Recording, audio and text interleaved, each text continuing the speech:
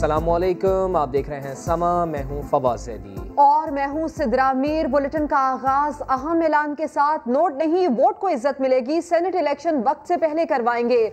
वजीर आजम इमरान खान हाथ उठाकर वोट देने के तरीके पर डट गए। कहते हैं सुप्रीम कोर्ट से रुजू कर रहे हैं।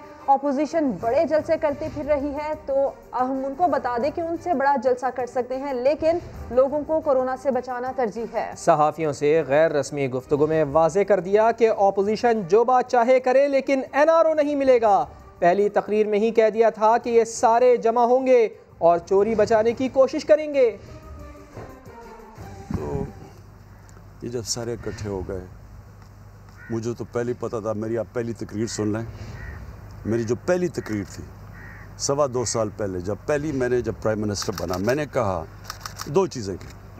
मैंने कहा ये सारे इकट्ठे हो जाएंगे, जब हम करप्शन के ऊपर हाथ डालेंगे ये सब इकट्ठे हो जाएंगे। और मैंने कहा कि ये सारे कभी झूमरियत की बात करेंगे। वो मेरी तकरीर अवेलेबल है, वो कभी चलाएं लोगों के सामने। तो वही APDM डेमोक्रेटिक मूवमेंट बन गई, वो मैंने कहा था। और मैंने फिर ये कहा था कि इनके जो मफादात हैं वो पाकिस्तान के मफादात के मुतज़ाद हैं, ये ऑपोजिट है। ये जो चाह रहे हैं वो जब अगर हम वो कर दें, यानी कि इन चोरों को, इनकी हम चोरी, जो कि पहले बने हुए केसेस हैं, हमने केसेस नहीं बनाए, इन सब के केसेस पहले के बने हुए हैं।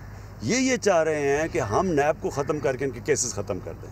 ये चाह रहे हैं। अगर हम वो करते हैं तो सबसे पहला मेरा सवाल ये है कि ये पाकिस्तान के जेलों में जो लोग बैठे हुए हैं, इनका क्या कसूर है? फिर उनकी तो लाखों की चोरियां हैं, इनकी अरबों रुपए की चोरी, और मुल्क से बाहर ले गए पैसा।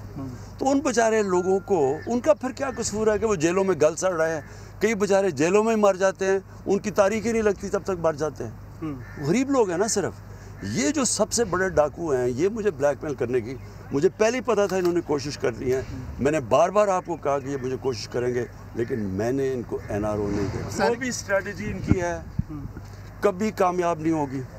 मुझे कभी मैंने तो उनको मुल्तान में भी इनको कहा था कि इनको करने दो जो करना चाहते हैं। हमें सिर्फ लेकिन लोगों की जान और माल की हिफाजत करना गवर्नमेंट की जिम्मेदारी है। अब कोविड से आज 100 से ऊपर लोग मर गए।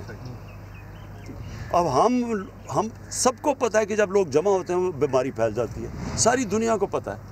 हम उनको कह रहे हैं, मेरा तो सिर्फ मकसद लोगों को बचाना था। अगर इनके जलसे ये अगर 10 जलसे भी करें ना, मैं आपको साबित करके दिखाऊंगा। एक जलसा करूंगा, इन सारे 10 से क्यों होगा? क्योंकि मैं करता हूं पाकिस्तानी कौम के फ़ायदे के लिए जलसा। मैं जलसा करता हूं जब पाकिस्तानी कौम का पैसा चोरी हो, या मैं चाहता हूं कि इलेक्शन के अंदर रिफॉर्म्स हों। ये कर रहे हैं अपनी चोरी बचाने के लिए। कभी पब्लिक चोरों के लिए नहीं निकलेगी, मेरे से ये लिख लें। कभी कौम लोगों के, वो बाहर डाकू सारे बाहर बैठ के जाके वहाँ लंदन की वो शॉपिंग कर रहा है, खाने खा रहा है, और यहाँ कह रहा है लोगों को कि आप सड़कों पे निकलो और मेरी चोरी बचाओ। लोग बेवकूफ़ हैं। देखें, जो इंसान समझता है ना कि अवाम बेवकूफ़ है, उससे बड़ा बेवकूफ़ है ही कोई नहीं। मैंने तो सिर्फ एक चीज़ कही है कि सारी बातें कर लें, मेरे से NRO ना मांगे, और फिर ये ऊपर से मुनाफिकत करते हैं कि जी हमने मांगा कब नहीं। हमें इन्होंने 34 इतनी बड़ा पेज दे दिया कि जी नैब के अंदर 34 तरमीम करें, 38 में से 34 तरमीम करें, मतलब कि नैब को दफन कर दें, और कहते हैं NRO नहीं मांगा। आपने देख ही लिया होगा कि मुझे इनसे कितना ख़तरा है, क्योंकि जो मैं कितना रिलैक्स कर रहा था जब ये वो जलसा कर रहे थे। दो चीज़ें हमने फैसला किया। एक, हम इलेक्शन जल्दी करवाएंगे सेनेट के, क्योंकि ये सारा ड्रामा हो रहा है। ये जो सेनेट से बेचारे, इनका ख्याल है कि कोई सेनेट के इलेक्शन ना हो तो वो तो फेल हो जाना है। इन्होंने वैसे ही हमने आपको पता है कप्तान तो मैं पुरान, इनसे ज़्यादा बेहतर खेलना चाहता हूँ, तो इलेक्शन तो हम पहले करवाएंगे। लेकिन जो दूसरी चीज़ है, देखिए पाकिस्तान, सारे जानते हैं कि पाकिस्तान के सेनेट के इलेक्शनों में पैसा चलता है, रिश्वत चलती है, सबको पता है। हमने 20 लोग पिछली बार ये निकाले जिन्होंने पता चला कि पैसा लिया, इसलिए हम शो ऑफ हैंड्स के ऊपर जा रहे हैं। हमारे ख्याल में हमारे अटॉर्नी जनरल ने हमें ये बताया है कि सुप्रीम कोर्ट में हम रखेंगे। ये हो सकता है कि आइन के अंदर अमेंडमेंट के बावजूद भी हो सकता है ये, इसलिए हम सुप्रीम कोर्ट के पास जा रहे हैं। और हम सिर्फ इसलिए जा रहे हैं कि इस मुल्क में सबको जब पता है कि रिश्वत चलती है सेनेट इलेक्शन में, तो डेमोक्रेसी तो ये कहती है कि शो ऑफ हैंड्स करें, जो जिसके ज़्यादा वोट्स हैं वो चीज़ें। हालांकि सिटिंग गवर्नमेंट के लिए आसान होता है, हम आराम से, अगर हम चाहें इसलिए तो किसी स्टेट गवर्नमेंट ने किया नहीं है। हम चाहें तो हम ज़्यादा अपनी जितने हमारे मेंबर्स हैं ज़्यादा हम सेनेटर्स बना सकते हैं, क्योंकि हमारे पास पावर ज़्यादा है। लेकिन मुल्क के लिए बुरा है कि रिश्वत चलती है और वो लोग सेनेट में पैसे दे के आ जाते हैं, इसलिए हम कह रहे हैं शो ऑफ हैंड्स पे आए। पीपल्स पार्टी के रहनुमा रज़ा रब्बानी ने कहा कि वफाकी हुकूमत ने सेनेट इलेक्शन पर गैर आइनी बात कही। किसी सियासी जमात के पास इख्तियार नहीं कि ये तय करे कि सेनेट इलेक्शन कब होंगे। उनकी गुफ्तगू आपको सुनवाते हैं। काबीना को किसी भी तरह ये इख्तियार हासिल नहीं है कि वो ये कहे कि जी इलेक्शंस फरवरी में होंगे या जनवरी में होंगे या मार्च में होंगे। और ये काम आर्टिकल 218 क्लॉज 3 के तहत इलेक्शन कमीशन का है कि वो इलेक्शंस को कंडक्ट करे। और आर्टिकल 224 ये कहता है सेनेट के हवाले से कि वैकेंसी अकर होने से 30 दिन पहले इलेक्शंस नहीं हो सकते। पीपल्स पार्टी रहनुमा शहरी रहमान कहती हैं कि पीटीआई हुकूमत ने पार्लियामान को 2.5 साल में अहमियत ही नहीं दी। ये आइन को भी कुछ नहीं समझते। हुकूमत ने जलसे से बौखला कर इलेक्शन शेड्यूल तब्दील किया। हमें सब ने देख लिया है इन 2.5 साल में कि इन्होंने पार्लियामान पर किस तरह हमले किए। इन्होंने पार्लियामान को ऑर्डिनेंस फैक्ट्री बनाया। इन्होंने पार्लियामान को बिल्कुल बेतौकीर करके छोड़ा हुआ है। ये आइन को भी कुछ नहीं समझते। ये पाकिस्तान का आइन है जिस पर सारी पार्टियों ने इत्तेफाक राय से अग्री किया है, सारे सूबों ने, सारी इकाइयों ने। ये पीडीएम के जलसे के रिएक्शन है। इस वक्त पूरे मुल्क पर 1 यूनिट और एक अपना डाकू राज मुसल्लत कर रहे हैं। JUI ने सेनेट के कबल अज़ वक्त इंतखाबात को गैर आइनी करार दे दिया। गफूर हैदरी कहते हैं कि शक में तरमीम पार्लियामेंट कर सकती है, सुप्रीम कोर्ट नहीं। कहा कि PDM का जलसा लाहौर की तारीख में सबसे बड़ा इज्तिमा था जिसने इमरानी हुकूमत की चीखें निकाल दी। हमारे लाहौर के जलसे से इमरानी हुकूमत की चीखें निकली, मुसलसल चीख रहे हैं। जलसा नाकाम हुआ। बैरूनी दुनिया ने भी एतराफ किया कि लाहौर में तारीख में इतना बड़ा जलसा नहीं हुआ। अभी दावत दे रहे हैं, क्या वो डायलॉग करते हैं, मुज़ाकरात करते हैं। तुम इस काबिल हो कि तुमसे मुज़ाकरात किए जाए। सेनेट के इंतखाबात मार्च में होंगे, लेकिन कबल अज़ वक्त इंतखाबात करवाना मेरी नज़र में गैर दस्तूरी है। आपने सुप्रीम कोर्ट से रिलीफ लेना है, लेकिन मैं कहता हूँ कि पार्लियामेंट सुप्रीम है। आईनी किसी शिक की तब्दीली वो पार्लियामेंट ही कर सकती है। अगर इनको इलेक्शन कराने हैं तो मेरा एक MP फौत हुआ है, आज उसको 8 महीने हो गए। मेरा एक MNA फौत हुआ है, मुनीर औरंगजी, उसका वो इलेक्शन नहीं करवा रहे, कहते कोरोना है। और सेनेट के लिए उनको पेट में दर्द पड़ गया है कि जी सेनेट का जल्दी करो, सेनेट को मुश्किल बस। जब भी हम कोई जलसा करते हैं, बड़ा कोई बयान आ जाता है, मौलाना फजल रहमान साहब के असासे आमदन से ज्यादा इस किस्म की झूठे जो प्रोपेगेंडे हैं उनसे जमीयत मरूब नहीं होगी, न मौलाना साहब मरूब होंगी। इमरान खान को 31 जनवरी तक मुस्ताफी होना पड़ेगा। बिलावल भुट्टो जरदारी ने हुकूमत के खिलाफ ऐलान जंग कर दिया। इस्लामाबाद में मीडिया से गुफ्तगू में कहा कि बातचीत का वक्त अब गुजर गया, आखिरी मौका दे रहे हैं। पूरी कौम की आवाज है कि इमरान खान को जाना होगा, वरना दमादम मस्त कलंदर होगा। 31 जनवरी तक इमरान खान साहब को मुस्ताफ़ी होना पड़ेगा। अगर सिंध हुकूमत का और नेशनल असेंबली के कुर्बानी देना पड़े तो फिर हम वो कुर्बानी देने के लिए तैयार हैं। हुकूमत जानते हैं कि उनको सेनेट में अक्सरियत नहीं मिलने वाला, वो हथकंडा इस्तेमाल करना चाहते हैं जिससे वो सेनेट में धांधली करके ज़बरदस्ती अपना अक्सरियत करवा दें। हुकूमत का कोशिश है कि अदालत को गैर जमहूरी कदम में घसीटा जाए, ये नाकाम रहेगा। हुकूमत को अदालत से भी जवाब मिलेगा, पार्लियामान से भी जवाब मिलेगा और अवाम से भी जवाब मिलेगा।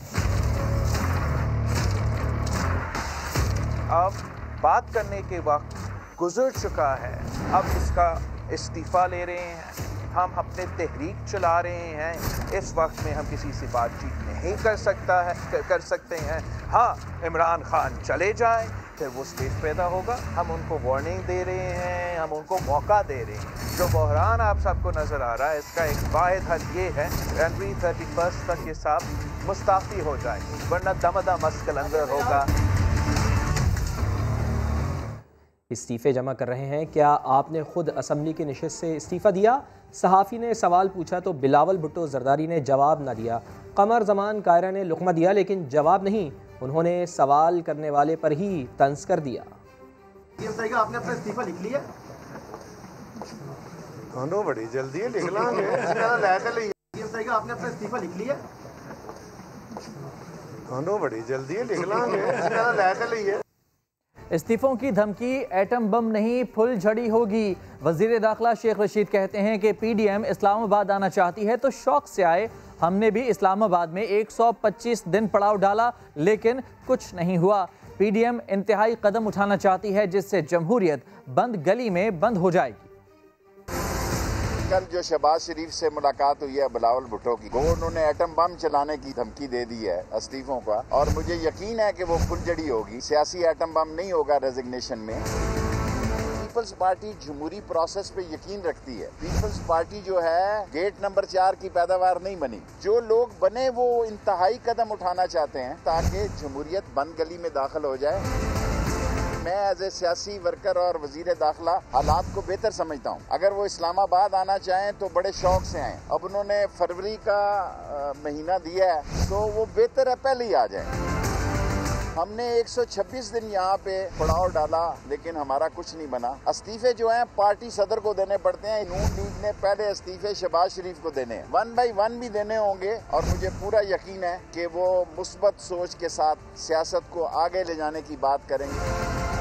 इमरान खान साहब ने बहुत वाज़े कह दिया है कि हम तमाम मसलों पर बातचीत करने के लिए तैयार हैं सिवाय किसी करप्शन के केसेस से। पीपल्स पार्टी को इस सियासत में बेहतर पोजीशन में देख रहा हूँ। बिलावल भुट्टो ने जलसा में जो कुछ कहा वो तकरीरें हम भी ऐसे ही करते थे, लगा देंगे कुर्बानी से पहले कुर्बानी होगी, होती कोई नहीं। इंशाअल्लाह ताला बेहतरी के लात होंगे। इमरान खान 5 साल पूरे करेगा। आगे बढ़ते हुए अहम खबर, पाकिस्तान में मोबाइल फोन्स और इलेक्ट्रिक गाड़ियों की प्रोडक्शन के फ़रोग़ के लिए कोशिशें जारी हैं। मोबाइल फोन्स की मकामी तैयारी पर 4% विद होल्डिंग टैक्स की छूट मिलेगी। ECC ने मोबाइल डिवाइस मैन्युफैक्चरिंग और इलेक्ट्रिक व्हीकल पॉलिसी की मंजूरी दे दी है। इक़्तिसादी राबता कमेटी के इजलास की कार्रवाई मजीद जानते हैं शकील अहमद से। शकील, बताइए। देखिए, ये बड़ी अहम पॉलिसीज की रिकमेंडेशन मंजूर की गई हैं। आज मोबाइल फोन्स की मकामी तैयारी पर 4% होल्डिंग टैक्स की छूट मिलेगी और 7 साल सेल्स टैक्स खत्म करने की भी असूली मंजूरी दी गई है मोबाइल फोन्स की मकामी मैन्युफैक्चरिंग पर। इससे मोबाइल फोन्स की जो कीमतें हैं उसमें कमी आएगी और साथ साथ ECC ने इलेक्ट्रिक व्हीकल पॉलिसी की भी मंजूरी दी है। 2 और 3 व्हीकल की जो गाड़ियाँ हैं उसके अलावा जो हैवी इलेक्ट्रिक व्हीकल्स हैं वो भी तैयार की जा सकेंगी। अब मुख्तलिफ इदारों के लिए तकनीकी सप्लीमेंट्री ग्रांट की मंजूरी दी गई है और साथ साथ आज ECC में मुख्तलिफ शोबों के लिए सब्सिडी में कमी पर ब्रीफिंग दी गई, लेकिन वजीर खजाना ने हतमी प्लान इस हवाले से तलब कर लिया है, तजावीज़ तलब की गई हैं। ECC को गंदम और चीनी की दरामद पर भी ब्रीफिंग दी गई है और इस हवाले से जो प्रोसेस है उसको आसान बनाने की हिदायत की गई है। यानी कि मेड इन पाकिस्तान के फ़रोग़ के लिए कोशिशें जारी है। शकील, खबर की तफसील के लिए आपका शुक्रिया। सिंध हुकूमत ने एक बार फिर उंगली कटाकर शहीदों में नाम लिखवाने की कोशिश की है। कराची में रूट परमिट पर 8 साल से लगी पाबंदी उठाई मगर नई ट्रांसपोर्ट का दूर दूर तक कुछ नहीं पता। ट्रांसपोर्टर्स ने मुराद का भी मुतालबा कर दिया है। खुर्शीद आलम की रिपोर्ट। 1 रुपये किसी को नहीं दिए, आटे की बोरी तक नहीं दिए। बड़ी मेहरबानी की हुकूमत सिंध ने जो कराची में 8 साल बाद नए रोड परमिट जारी करने की इजाज़त दे दी।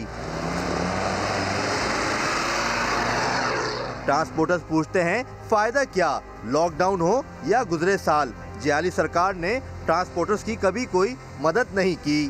पार्ट्स का है मसला सारा, पार्ट्स महंगा है, किराया कम है, तो ये जो पुरानी गाड़ी है ये ख़त्म होने जा रही है।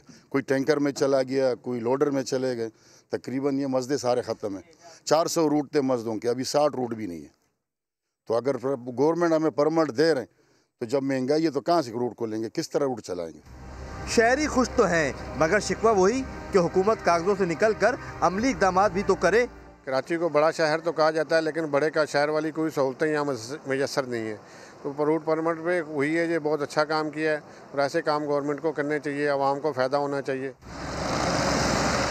मेट्रोपॉलिटन शहर में ट्रांसपोर्ट के तबाहाल निज़ाम को लेकर नए रोड परमिट की इजाज़त ठंडी हवा के झोंके से कम नहीं, मगर नई ट्रांसपोर्ट आएंगी कहां से? मुसलसल 12 साल से बरसर इक़्तिदार जियाली सरकार एक बस भी नहीं चला सकी। कैमरामैन मोहम्मद रिजवान के साथ खुर्शीद आलम, समा, कराची। अब कुछ बात करते हैं कराची में पब्लिक ट्रांसपोर्ट के मसाइल और बसों की ख़राब हालत के हवाले से। शहरी इन बसों के बजाय रिक्शों में सफ़र करने को तरजीह देने लगे हैं। कराची वालों का ये कहना है कि वज़ीर आज़म सिर्फ ऐलान करते हैं, हमारे लिए कुछ तब्दील होने वाला नहीं। 10 साल से सुन रहे आ रहे हैं, अभी तक नहीं आई है, आगे भी मुश्किल लगता ही आएगी। ये जो बस है ना, ये बिल्कुल सफ़र करने की काबिल है ही नहीं।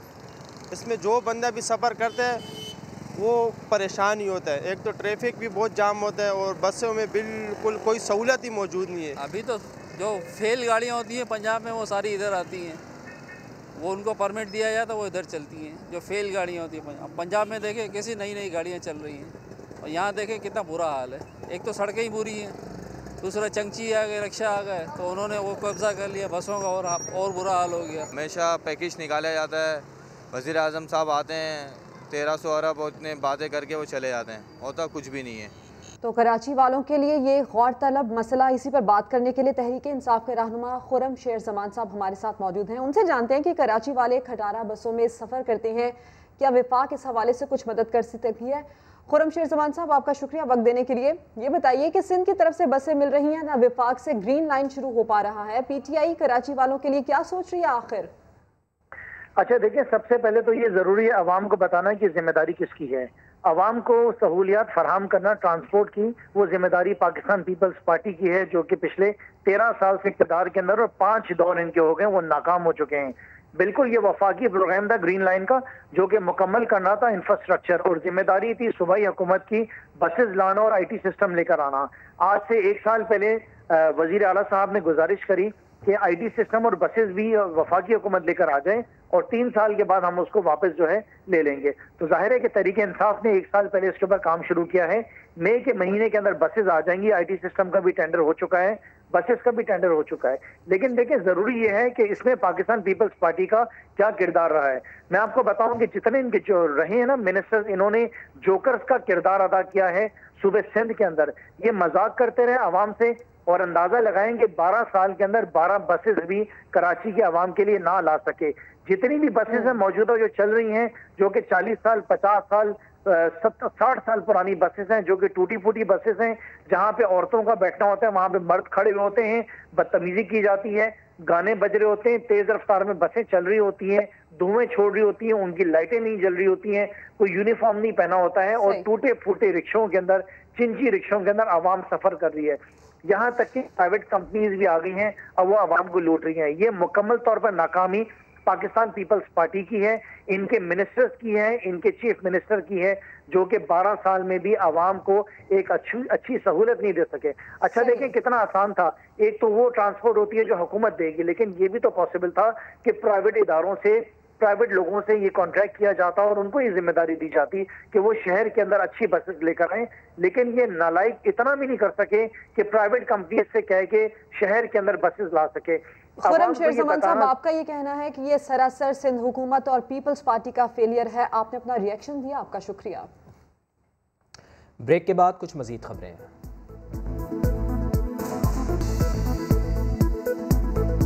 वज़ीर आज़म इमरान खान ने KP में तरक्याती मंसूबों का जायजा लिया। पेशावर में इंस्टीट्यूट ऑफ कार्डियोलॉजी के इफ्तिताह पर वज़ीर आज़म ने खुशी का इजहार किया। कहा, मुफ्त तिब्बी सहूलत रियासत मदीना की जानिब एक कदम है। बदकिस्मती से अब तक हुक्मरानों ने कभी ये सोचा ही नहीं कि गरीब बीमार हो जाएगा तो इलाज कैसे करवाएगा। तूफा की हुकूमत को आज मुबारक भी देता हूँ, खराज तहसीन पेश करता हूँ। ये जो आपने कंप्लीट किया पेशावर कार्डियक इंस्टीट्यूट, ये सारे सूबे के लिए एक मुल्क में बदकिस्मती से जो एलीट के लोग हैं और गवर्नमेंट के मिनिस्टर्स और प्राइम मिनिस्टर्स वो इलाज करवाने के लिए मुल्क से बाहर चले जाते हैं। कभी ये नहीं सोचते कि आम आदमी के लिए अगर उसको मुश्किल वक्त घर में आए और बीमारी हो तो वो क्या करेगा। हमें लोग बार बार कहते हैं कि जी किधर है मदीना की रियासत। ये है आपका कदम मदीना की रियासत की तरफ। जो फैसला किया पख्तूनख्वा ने कि सारे शहरियों को हेल्थ इंश्योरेंस मिलेगी। हमारे पास बदकिस्मती से कर्जे इतने चढ़े हुए हैं कि हम जो आमदनी इकट्ठा करते हैं हर साल की टैक्स की, आधा तो कर्जों की किस्तों पे चला जाता है। 22 करोड़ लोगों के पास, हमारे पास तो वो फंड्स नहीं है कि हम सारी जगह हेल्थ कवरेज दें। लेकिन हेल्थ कार्ड की वजह से प्राइवेट सेक्टर आएगा और प्राइवेट सेक्टर आ रहा है अब हॉस्पिटल्स बनाने के लिए। जो मैं देख रहा हूँ कि पख्तूनख्वा में जो बिजनेस सबसे तेज़ी से बढ़ेगी वो है टूरिज़्म। मेरी ये पेशन गोई है कि चंद सालों में ये बहुत बड़ी चीज़ बन जाएगी, वो है स्कीइंग। अगली हम जाएंगे साउथ वज़ीरिस्तान, वो इलाके पीछे रह गए हैं, वहाँ बहुत बड़ा नौजवान आबादी है जो बेरोज़गार है इस वक्त। तो उधर भी जाके उन लोगों को भी हम इंशाल्लाह इस तरह के कर्जे देंगे। आगे बढ़ते हैं। पहले एटीएम से पैसे निकलवाने वाले लुटते थे, अब एटीएम मशीनें भी महफूज नहीं। कराची में शाराए पाकिस्तान पर चोर मशीन की कैश ट्रे निकाल कर ले गया। शाहनवाज अली कादरी की रिपोर्ट। लुटेरे ने सर्द मौसम का खूब फायदा उठाया। डाकू हुड वाले अपर की मदद से चेहरा ढांपकर रात के अंधेरे में एटीएम बूथ में दाखिल हुआ। 4:50 पर आने वाले लुटेरे ने पहले एटीएम निकालने की कोशिश की। कामयाबी ना मिलने पर बड़ी महारत से एटीएम की कैश ट्रे निकाली। लगभग 15 मिनट में वारदात की और तकरीबन 17 लाख रुपए से भरी दोनों ट्रे लेकर चलता बना। कैमरे की आंख तो खुली थी, मगर शाराए पाकिस्तान पर वाक़े बैंक में रात की ड्यूटी करने वाला ख्वाबों की सैर में मसरूफ था। मेरा दूसरा जो पार्टनर है रात का, वो था यहाँ पर ड्यूटी पे, तो वो था अंदर। तो मैंने सुबह उससे पूछताछ की, उसने बोला कि मैंने पूछा कि भाई पुलिस वाले खड़े हैं, उसने बोला मुझे तो इस बारे में कोई अंदाज़ा नहीं है। अलार्म सिक्योरिटी कंपनी के एहलकार ने बताया कि वारदात के वक्त अलार्म बजा, मगर जब तक मुहाफिज आए लुटेरा काम तमाम करके जा चुका था। अलार्म बजा, नाइट वाले आए, अपना काम करके चलेगा, दिन में हम आए। मतलब अलार्म बजा था ना। एसएसपी सेंट्रल ने खदशा जाहिर किया है कि वारदात में बैंकर साबिक या कोई हाजिर सर्विस मुलाजिम हो सकता है। एटीएम की कैश ट्रे में 2 चाबियां लगती हैं, जिनमें से एक बैंक मैनेजर के पास होती है, जबकि चोर के पास मुमकिना तौर पर दोनों चाबियां थीं। कैमरामैन इम्तियाज अली के साथ शाहनवाज कादरी, समा, कराची। पीसीबी की क्रिकेट कमेटी का चेयरमैन कौन होगा? साबिक विकेट कीपर सलीम यूसुफ ओहदे के लिए फेवरेट हैं। बोर्ड ऑफिशियल ने गुज़िश्ता दिनों कराची में मुलाकात भी की है। इसी पर बात करते हैं। समा के नुमाइंदे शुएब जट हमारे साथ मौजूद हैं। जी शुएब जट, बताइए इस सिलसिले में मजीद। बिल्कुल ऐसा ही है। इकबाल कासिम ने जब चेयरमैन क्रिकेट कमेटी जो है इस्तीफा हुआ तो दिया था, तो उसके बाद से ये पोस्ट खाली थी। और अब पाकिस्तान क्रिकेट बोर्ड के हाई ऑफिशियल ने जो है गुज़िश्ता दिनों सलीम यूसुफ जो साबिक टेस्ट क्रिकेटर है, विकेट कीपर बैट्समैन, उनसे मुलाकात भी की है और दोनों फ्री टाइम के दरमियान तमाम मामला तकरीबन तय आ गए हैं। अब सिर्फ रस्मी तौर पर चेयरमैन क्रिकेट बोर्ड से उनकी बात होगी, जिसके बाद इसका बाकायदा ऐलान कर दिया जाएगा। तो क्रिकेट कमेटी के चेयरमैन के लिए सलीम यूसुफ जो है वो इस टाइम मजबूत उम्मीदवार के तौर पर सामने आ रहे हैं। जी, बहुत शुक्रिया। Pakistani fast bowler Mohammad Aamir cricket board से दिल बर्दाश्ता हो गए। समा को इंटरव्यू में कहा कि उन्होंने क्रिकेट टीम में वापसी की उम्मीदें छोड़ दी हैं। बॉलिंग कोच वकार यूनुस का रवैया बहुत बर्दाश्त किया, लेकिन बर्दाश्त की भी हद होती है। सच्ची दिल की बात बताऊं, मैंने पाकिस्तान टीम में कमबैक की उम्मीदें जो है वो छोड़ दी है। मैं कमबैक को नहीं देख रहा, वो अल्लाह बेहतर जानता है। मैं अब उम्मीदें नहीं लगा रहा। मेरे लिए एक चीज काफी शॉकिंग थी, आप उसको पर्सनल कहें या जो भी कहें, पीएसएल से 1 दिन पहले या 2 दिन पहले टीम अनाउंस करना डजंट मेक सेंस। जो बड़े लोग होते हैं उनको साफ, जिनके हाथ में पावर होती है उनको साफ ही कहना पड़ता है। वकार भाई से आपकी कोई लड़ाई? बर्दाश्त करने की एक हद होती है, ठीक है। वो क्योंकि उनकी स्टेटमेंट्स काफी अरसे से चलती आ रही थी। कभी कह रहे थे जब ऑस्ट्रेलिया से सीरीज आ रही जी डिच कर गया, ये कर गया, वो कर गया। भाई आप जब नहीं थे, आप लोग सिस्टम में, मैंने तब की रिटायरमेंट दी हुई थी। ये तो लोग हमारे वर्ल्ड कप के बाद आए, ठीक, और सीरीज हमारे दिसंबर में, और उसके बाद आके पाकिस्तान में आप मेरे पे कर रहे हो जी डिच कर गया, ये कर गया, वो कर गया। मैं चुप कर गया, मैंने कुछ नहीं कहा। फिर आप आते हो, फिर आपसे एक सहाफी सवाल करते हैं वर्कलोड का, शहीन का आप जवाब दे रहे हो नहीं उसने तो वर्कलोड की वजह से क्रिकेट नहीं छोड़ी। आपको कैसे पता मैंने वर्कलोड की वजह से क्रिकेट नहीं छोड़ी? वो मेरी बॉडी है, मुझे पता है। आप तो नहीं थे उस टाइम, मुझे पता है ना। आप तो 2016 में पाकिस्तान टीम छोड़ के गए थे। और पाकिस्तान का ईडन पार्क में भरपूर ट्रेनिंग सेशन, शादाब खान भी एक्शन में नजर आए। ऑलराउंडर इमाद वसीम कहते हैं एक हफ्ते जमकर मेहनत की है। पाकिस्तान क्रिकेट बोर्ड का चीफ सिलेक्टर किसे होना चाहिए? साबिक कप्तान इंजमामुल हक ने साबिक कप्तान मोहम्मद यूसुफ के हक में अपना वोट दे दिया। कहते हैं ग्रेट प्लेयर्स को बड़ी जिम्मेदारियां देनी चाहिए। कुछ मजीद खबरें मगर ब्रेक के बाद। देखते रहिए समा।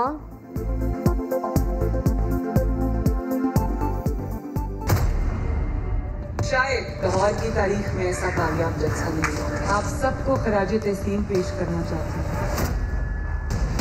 नून लीग के पार्लिमानी और तंजीमी इजलास की कहानी सामने आ गई। मरियम नवाज लाहौर की क़यादत पर बरहम हो गई। असल कहानी है वो सिर्फ समा बताएगा कि मरियम नवाज और ख्वाजा साद रफीक बड़े बरहम हैं, जिनके जिम्मे ड्यूटियां लगी थी और उन्होंने वो नहीं निभाई। अब उनको सजा मिलेगी। पार्टी में जजा और सजा का निजाम मैं खुद लेकर आऊंगी। आपकी जो खबर है वो झूठी है और मरियम बीवी ने सबकी बहुत तारीफ की है। ये मरियम नवाज साहब ने कोई जजा और सजा की बात नहीं की। मुस्लिम लीग नून के सीनियर रहनुमा जावेद लतीफ ने समा की खबर की तस्दीक कर दी है। मरियम नवाज शरीफ साहबा ने कहा पार्टी के अंदर भी एक एहतसाब का अमल होना चाहिए। जिस बात का सिरे से वजूद ही नहीं, आपने वो झूठी बात चंद चैनल्स ने चलाई। चैनल्स का नाम अभी नहीं ले रही, मैं उनको वक्त दे रही कि वो इस किस्म के प्रोपेगेंडा से बाज आ जाएं। समा टीवी इनको कहता है कि ये भी आइंदा एहतियात करें और बाज आ जाएं। इस तरह धमकियां ना लगाएं और सच को ना छुपाने की कोशिश करें। मुस्लिम लीग नून के रहनुमा राना सनाउल्लाह का कहना है कि नवाज शरीफ के बयानिए के साथ खड़े हैं। उन्होंने जावेद लतीफ के इल्जामात को मुस्तरद कर दिया। बोले विकेट के दोनों अतराफ ना कोई खेल सकता है ना ही कोई खेलेगा। ऐसी बातें इब्हाम पैदा करने के लिए की जाती हैं। कोई विकेट के जो है वो दोनों तरफ ना खेल सकता है ना कोई खेलेगा। इस किस्म की बातें जो हैं वो सिर्फ इब्हाम फैलाने के लिए जो है वो की जाती हैं। पाकिस्तान मुस्लिम लीग नून की सिमत का तयन जो है वो बिल्कुल हो चुका है। रहनुमा नून लीग चौधरी शेर अली ने लाहौर जलसे की नाकामी का एतराफ़ कर लिया। जिम्मेदारी अपनी ही पार्टी के जिम्मेदार राना सनाउल्लाह पर डाल दी। समा को खुसूसी इंटरव्यू में कहा फैसलाबाद के कारकुनान लाहौर जाने को तैयार थे लेकिन नाकाम हिकमत अमली की वजह से नहीं पहुंच सके। फैसलाबाद की हिस्ट्री उठा के देखें, यहाँ से हमेशा 300, 250 बसें हम भर के ले जाते रहे, लेकिन इस वाहद जलसा है जो हमारी पार्टी का डू एंड डाई वाला मामला था, आर पार वाला था, उसमें एक बस नहीं गई फैसलाबाद। ये राना सनाउल्लाह पंजाब के सदर हैं, ये उनका शहर था। सबसे ज़्यादा लोग यहाँ से जाने चाहिए थे। लाहौर के बाद सबसे ज़्यादा लोग फैसलाबाद से जाने चाहिए और लोग तैयार थे। ये नहीं कि लोग तैयार नहीं थे, लोग ढूंढ रहे थे कि हमें कौन लेके जाएगा। मुआविन खुसूसी शहबाज गिल कहते हैं कि NRO ना मिलने पर अपोजिशन फ्रस्ट्रेशन का शिकार हो गई है। नाकामी पर PDM मईशत तबाह करके हुकूमत गिराना चाहती है। पेशावर में न्यूज़ कॉन्फ्रेंस से खिताब में शहबाज गिल का कहना था कि फजलुर रहमान जो सांप निकालना चाह रहे हैं हम उसका इंतज़ार कर रहे हैं। किसी की कुल्फी जम रही है। एक तो पहले ही इतनी ठंड है, ऊपर से मेरे सर के ऊपर ड्रोन चला रहे हैं। किसी को टेलीफोन करने पे गुस्सा आ गया है। कॉल करना बंद करे, राब्ता करना बंद करे। कोई गालियां देता फिर रहा है दाढ़ी रख के और अपने आप को आलिम भी कह रहे हैं। ये तमाम वो फ्रस्ट्रेशन है बुनियादी तौर पर जो NRO ना मिलने की वजह से, और अब जवाब देना पड़ना है कि ये लूटमार कहाँ से है। उस वक्त ये कोरोना फैलाकर हुकूमत गिराना चाहते थे, इस दफा ये मईशत तबाह करके हुकूमत गिराना चाहते हैं। सेनेट चंद हफ्ते इसलिए पीछे किया है, दिल्ली में भी मौलाना साहब निकले, लॉन्ग मार्च लेके आए। आपने जो सांप निकालना है हम उसका इंतजार कर रहे हैं। जलसा करके अपने कौमी सलामती के इदारों पे गालियां देंगे ताकि वो प्रेशर में आके इलेक्टेड हुकूमत को गिरा दें और गिरा के हमें ले आएं। और बेवकूफ़ो, तुम्हारे जैसे लोग जो एक सफ़ा खुद नहीं लिख सकते, जिनकी करतूत इतनी नहीं कि वो क्लर्क की नौकरी खुद ले सकें, जिनकी बेटी की सबसे बड़ी मशहूरी ये है कि वो मेडिकल कॉलेज से फेल होने पर निकाली गई थी, लीडर बनने की कोशिश करती हैं तो जलसे की तस्वीरें भी हमारे जलसे की लगानी पड़ती हैं। फोर्जरी इतनी होगी कि करने वाले ने जो मरियम की उंगलियां किसी चुड़ैल की लगा दी हैं। जिस मैडम की पूरी सियासत कैलबरी, जाली ट्रस्ट डीड, जाली बयान, जाली इंटरव्यू, बाप की जाली बीमारी, जाली सियासत, जाली मैंडेट, उनको क्या पता इमरान खान की जद्दोजहद क्या है। दूसरी जानिब नून लीग की तर्जुमान मरियम औरंगजेब कहती हैं जाली वजीर आजम शहबाज शरीफ पर केस बनाते हैं, उनके हुक्म पर ही शहबाज शरीफ को गिरफ्तार किया गया। शहबाज शरीफ ने 27 अरब में मेट्रो बनाई, पीटीआई ने 126 अरब लगा दिए, फिर भी बस धक्के से चलती है। आपके झूठों ने कहा कि जलसा छोटा था, तो कराए के तर्जुमान और वजीर आजम हलकान क्यों हो गए हैं जलसे के बारे में बातें और ट्वीट कर करके। ना आटे की परवाह, ना चीनी की परवाह, ना रोजगार की परवाह, ना मईशत की परवाह, ना LNG की परवाह, ना दवाइयों की परवाह, सिर्फ PDM PDM PDM। PDM की तहरीक अवाम के जेबों पर इस डाके के खिलाफ है। PDM की तहरीक महंगाई के खिलाफ है, बेरोजगारी के खिलाफ है, करप्शन के खिलाफ है, जो इस वक्त मुसल्लत टोला अवाम पे कर रहा है। नैब चेयरमैन कहते थे हम फेस नहीं हम केस देखते हैं, तो आज 122 अरब के फेसेस नजर नहीं आ रहे करप्शन के आपको। 250 अरब का डाका आटे में डल गया, 122 अरब LNG में हो गया, 550 अरब चीनी की मद में पाकिस्तान का चोरी हो गया, लेकिन आपको नदीम बाबर, जहांगीर तरीन, खुसरो बख्तियार, इमरान साहब का फेस नजर नहीं आता। लिया में कानून के रखवालों ने कानून की धज्जियां ही उड़ा दी हैं। पुलिस एहलकार बगैर वारंट घर में घुस गए। अहले खाना का इल्ज़ाम है कि पुलिस एहलकारों ने कीमती सामान भी लूट लिया है। तो लिया से ये अफसोसनाक खबर है जहां कानून की धज्जियां उड़ा दी गई हैं। कानून के मुहाफ़िज़ों की जानिब से पुलिस का जो लिया में पुलिस का माजूर शख्स के घर बग़ैर वारंट के छापा, आप मनाजिर भी देख सकते हैं। वाक़ई की CCTV फुटेज भी सामने आई है, देख सकते हैं आपके इसमें क्या कुछ दिखाया जा रहा है। पुलिस वाले घर का कीमती सामान भी लूट कर ले गए हैं। अहले खाना ने ये इल्ज़ाम लगाया है। शहरी के घर पर छापे का थाने में कोई रिकॉर्ड नहीं है। SHO की जानिब से ये बयान सामने आया है। वाक़े में मुलव्विस 4 पुलिस एहलकारों को मुअत्तल कर दिया गया है। DPO की जानिब से ये बताया गया है। आगे बढ़ते हैं। अफगान तालिबान सियासी कमीशन भी इलाकाई अमन के लिए पाकिस्तान के किरदार का मुतरफ। वज़ीर ख़ारजा शाह महमूद ने बैनुल अफ़गानी मुज़ाकरात के हवाले से कवायद व ज़वाबित पर इत्तेफ़ाक़ खुशाइन करार देते हुए कहा कि तशद्दुद में कमी का सारा बोझ तालिबान पर नहीं डाला जा सकता। तालिबान सियासी कमीशन के वफ्द का 2 रोज़ा दौरा पाकिस्तान। वजारत खारजा पहुंचने पर वजीर खारजा ने इस्तकबाल किया, फिर बैठक भी लगी। मेहमान वफ्द ने खित्ते में अमन के लिए पाकिस्तान के किरदार को सराहा। दोहा में शुरू होने वाले बैनुल अफ़गान मुज़ाकरात में पेशरफ्त पर बात। वजीर खारजा शाह महमूद कुरैशी ने बैनुल अफ़गान बातचीत के कवायद ज़वाबित पर फरीकैन का इत्तफाक खुशाइन करार दिया। एक तरफ तो मुज़ाकरात का अमल जारी हो चुका है, लेकिन उसके साथ साथ जो वायलेंस है उसमें जो रिडक्शन की तवक्को की जा रही थी वो अभी दिखाई नहीं दे रही। लेकिन ये जिम्मेदारी तालिबान पे आयद नहीं की जा सकती। अगला जो मरला है मुज़ाकरात का वो इंशाअल्लाह होगा 5 जनवरी को। शाह महमूद कुरैशी ने कहा कि गवादर पोर्ट और पाक चीन इक़्तिसादी राहदारी पाक अफगान तिजारत बढ़ाने का अच्छा जरिया भी तभी साबित हो सकती है जब अफगानिस्तान में अमन हो।